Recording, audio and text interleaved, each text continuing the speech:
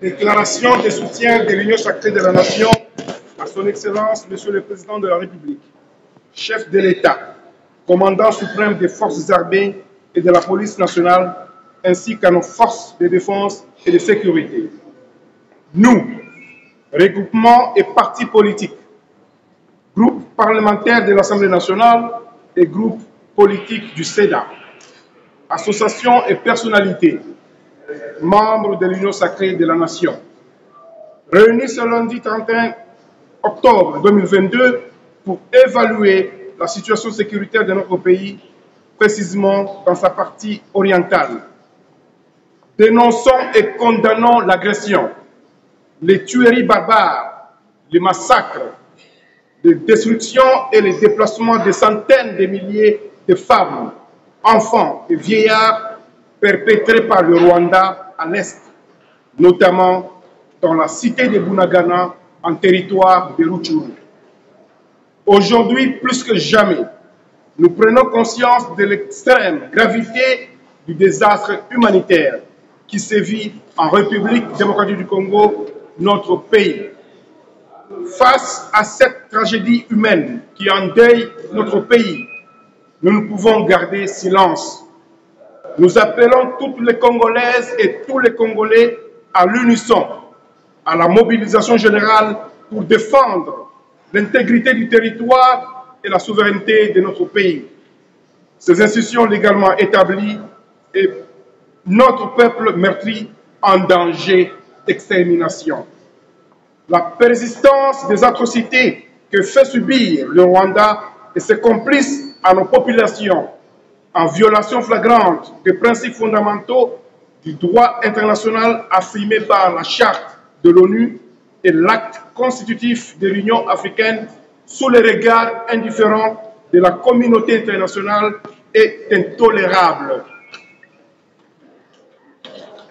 Aussi, en appelons-nous au patriotisme de chaque Congolaise et Congolais pour les combattre par tous les moyens et soutenir les efforts du président de la République, chef de l'État, commandant suprême des forces armées et de la police nationale, son Excellence Félix Antoine Tshisekedi Tshilombo, et le gouvernement de la République afin que la paix et la sécurité soient rétablies dans cette partie du territoire de notre pays.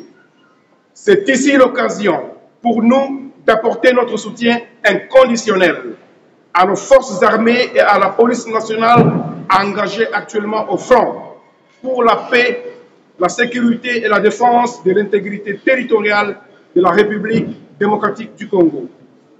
Pour mémoire, la République démocratique du Congo n'a jamais agressé un pays voisin. Rien donc de factuel ni de juridique ne peut expliquer ou justifier l'agression du Rwanda contre notre pays.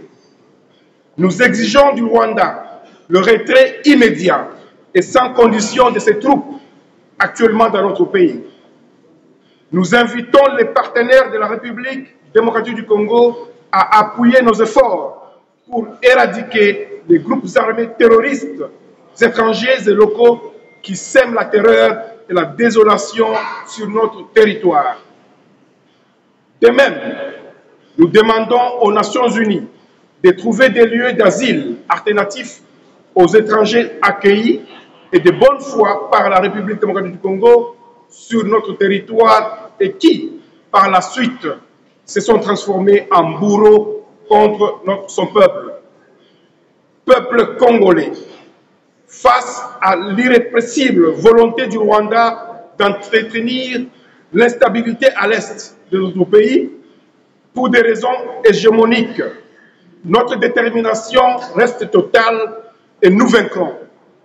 C'est donc avec notre appui sincère et notre loyal accompagnement que le président de la République, chef de l'État, son Excellence Félix Antoine Tshisekedi Tshilombo, viendra à bout de cette agression. Que vive la République démocratique du Congo, fait à Kinshasa le 31 octobre 2022. Nous vous remercions. À demain.